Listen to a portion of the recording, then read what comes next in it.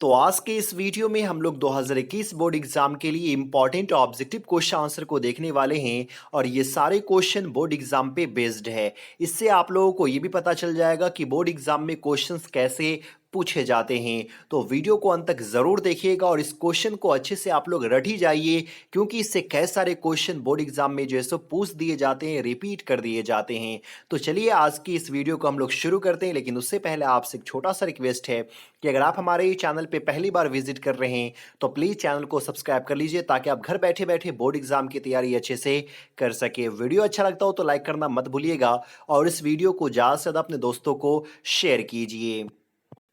तो आप सबको मालूम होनी चाहिए कि बोर्ड एग्जाम में जो क्वेश्चंस पूछे जाते हैं इनको दो सेक्शन में बांटा गया हुआ है, सेक्शन ए और सेक्शन बी। तो सेक्शन ए में ऑब्जेक्टिव क्वेश्चन आंसर होंगे, जहां पे आपको 60 क्वेश्चन पूछा जाएगा, लेकिन जवाब जो देना होता है वो कितने का, 50 का देना होता है, और सब्जेक्टिव है 50 नंबर का। तो ऑब्जेक्टिव में आज हम लोग जो है जो बुक से क्वेश्चंस पूछे जाते हैं उसको आज हम लोग देखेंगे। और बात याद रखिएगा, 1 से लेकर के 36 तक जो क्वेश्चन पूछे जाते हैं वो ग्रामर सेक्शन से होते हैं, और 37 से लेकर के 60 तक कहाँ से क्वेश्चन होते हैं, ये जो है सो आपके बुक से होते हैं। तो आज हम लोग जो है सो बुक के क्वेश्चन को जो है सो देखने वाले हैं, और ये कहाँ से आपको शुरू होता है, 37 से जो होता है शुरू जो है। तो चलिए पहले क्वेश्चन को देखते हैं कि पहला क्वेश्चन क्या कहता है।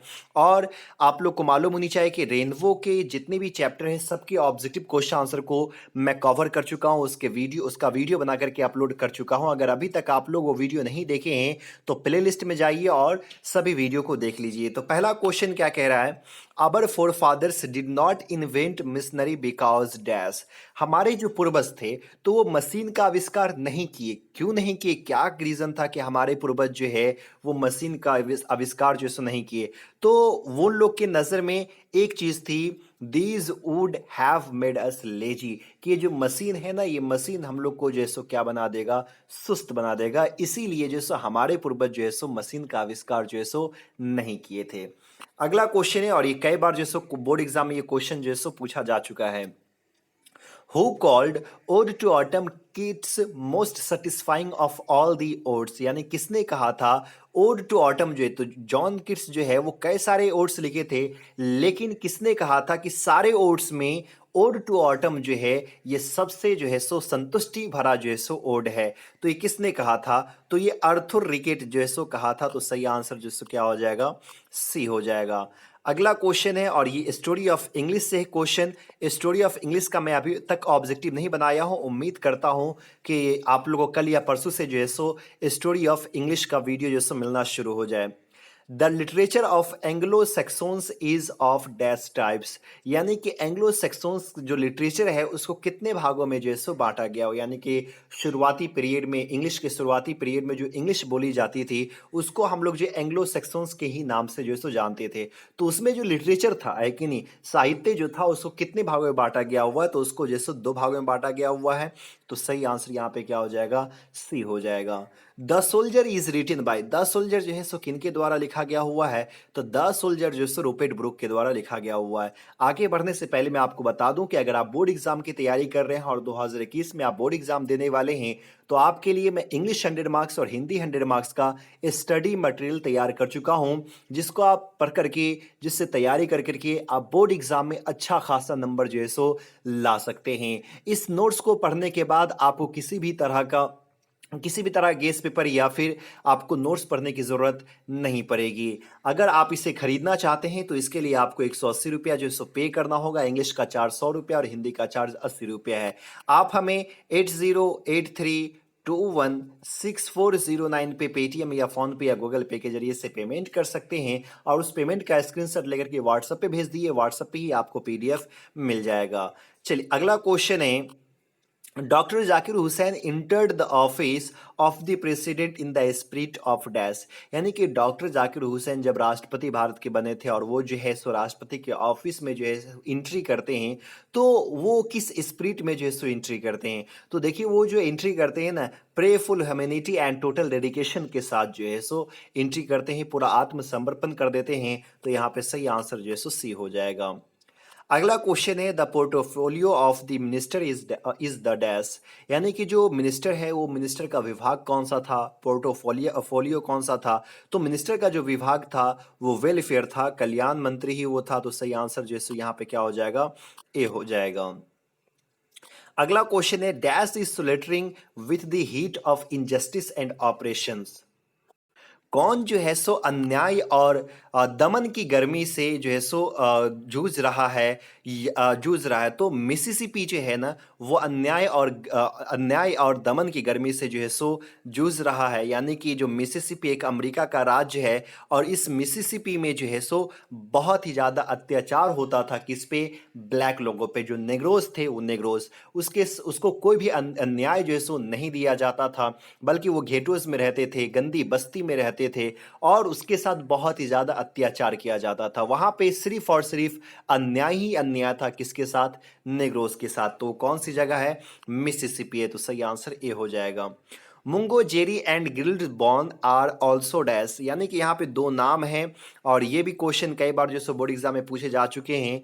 मुंगो जेरी एंड ग्रिल्ड बॉन जो है ये किसका प्रकार है, तो ये जो है सो किसका है, कैट्स का है। ये जो सो आपको मैकेविटी द मिस्ट्री कैट से लिया गया हुआ। तो सही आंसर यहाँ पे डी हो जाएगा।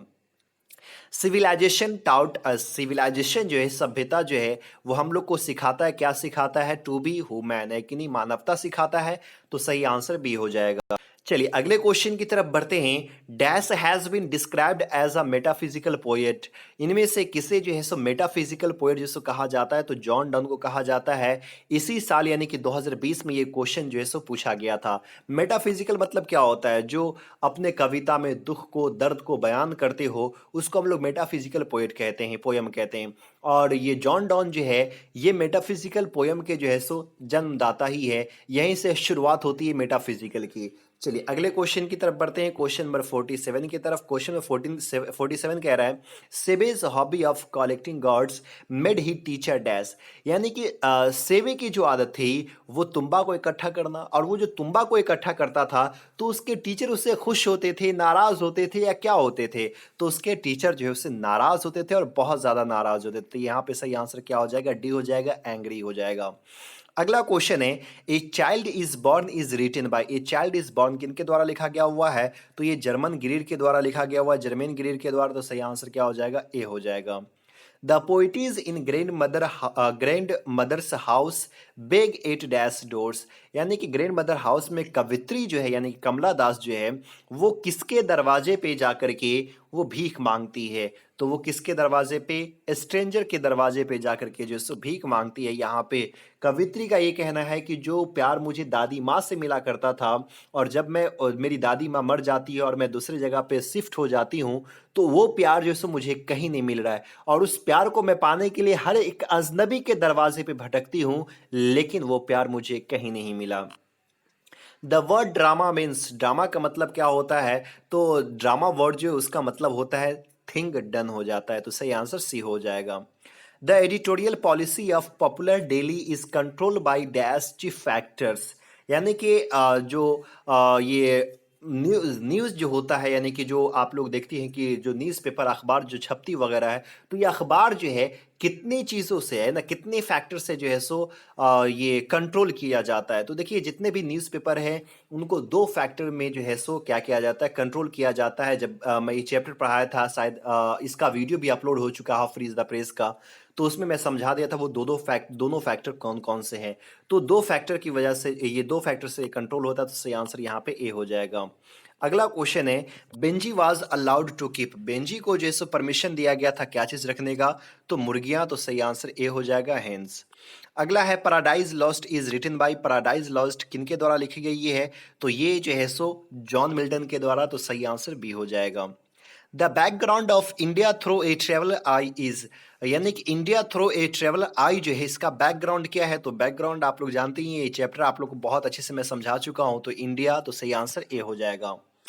अगला क्वेश्चन कह रहा है father of English language is, father of English language, English language के पितामह किसे कहा जाता है, लेकिन जिस तरह से साइंस है, जिस तरह से हिंदी, जिस तरह से संस्कृत है, उसी तरह से इंग्लिश के भी फादर होते हैं। तो इंग्लिश के फादर जो है वो कौन है, जोफ्रे चौसर है। जिस तरह से हम लोग कहते हैं ना साइंस के फादर गैलीलियो गैलीली है, तो ठीक उसी प्रकार जो है सो इंग्लिश के फादर कौन है? जोफ्रे चौसर। हिंदी के फादर कौन है? भट्टेंदु हरिश्चंद्र। संस्कृत के फादर कौन है? तो आप लोग जानते ही होंगे पैनिनी जो है। तो यहाँ पे इंग्लिश के फादर कौन है? जोफ्रे चौसर। तो सही आंसर जो है सो बी हो जाएगा।